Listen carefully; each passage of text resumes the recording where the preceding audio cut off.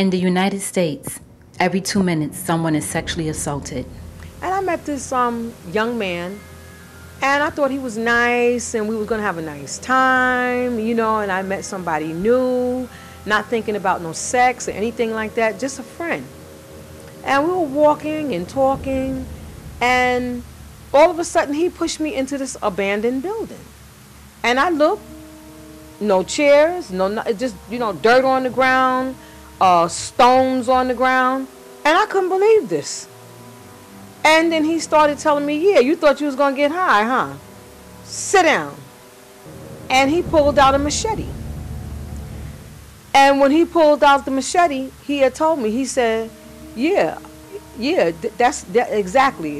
I'm gonna rape you. I'm gonna rape you, and you better give it to me the right way. If not, I'm gonna turn you around. I'm gonna rape you from the back. I was devastated because I read things like this in the newspaper. I've heard about things like that happen to someone else, but I would never think in my wildest dream that this would be me.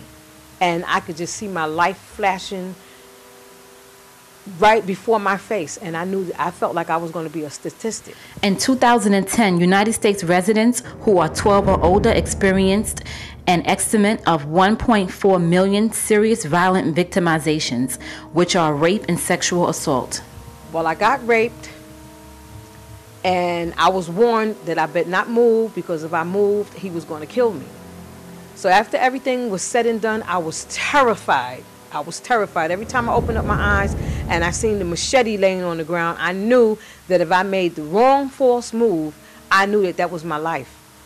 And the only thing I can focus my attention on is how can I get out of here. And this man's personality was a whole different personality. He got up like nothing happened, left the basement, and walked out through a door that I couldn't see. And I didn't want him to think that I was going to try to escape, so I laid there all cool and quiet.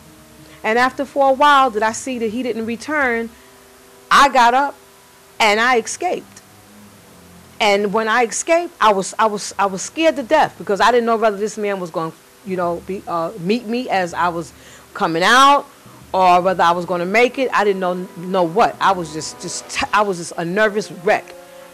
And I happened to leave out of the building. And I lift my head up, and right above the building, it was a restaurant. And he was sitting there eating and drinking coffee like nothing happened. I was too afraid to call the cops. 60% of sexual assaults are never reported to the police. But all I wanted was out. All I wanted to do was be free and to go back home to my family.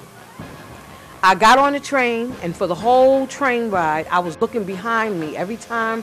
You know, I would look behind me, because I was in fear, and I felt like he was behind me. He wasn't behind me, but in my mind, mentally, he was behind me.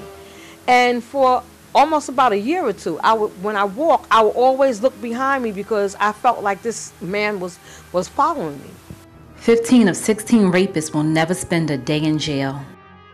To report a rape, please call the National Sexual Assault Hotline at 1-800-656-HOPE. Again, that's 1-800-656-HOPE.